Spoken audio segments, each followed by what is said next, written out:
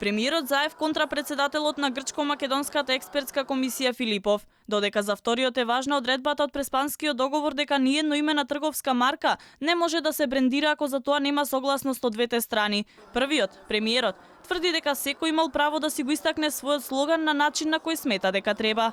Зошто за сите да не биде Македонија, вели Заев, кој денеска се надеваше да не одговори на прашањата за Macedоnia the Great, трговската марка на колегата Мицотакис, ако Алфа не инсистираше на коментар.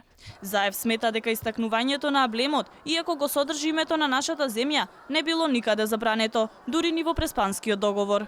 Премиерот смета дека нема разлика меѓу регион и држава, или кажано со негови зборови, сме делеле заеднички историски регион, со тоа што ние се наоѓаме на северниот, а нашиот сосед на јужниот дел.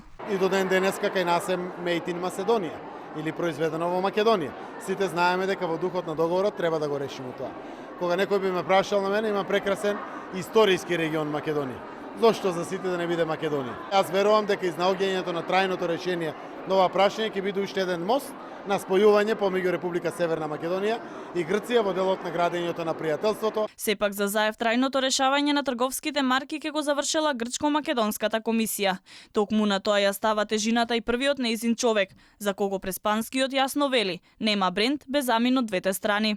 Не сум овластен ниту јас, ниту било кој од грчка или македонска страна да дава коментари за споменатиот слоган. За тоа ќе се произнесе соодветниот завод пред кого ќе се бара признавање. Индустријската сопственост, каде што спаѓаат трговските марки, е приватна сопственост и затоа постои одредба во спогодбата во која се вели дека ништо нема да се промени, додека двете страни не се усогласат со решенијата.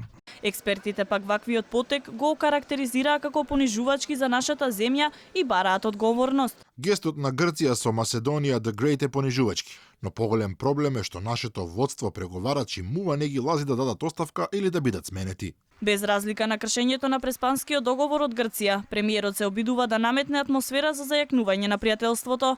Ако јакнење на пријателството е допуштање на едната страна да крши договор и право како е удобно, тогаш тоа не е пријателство туку понизност, коментира јавноста на социјалните мрежи.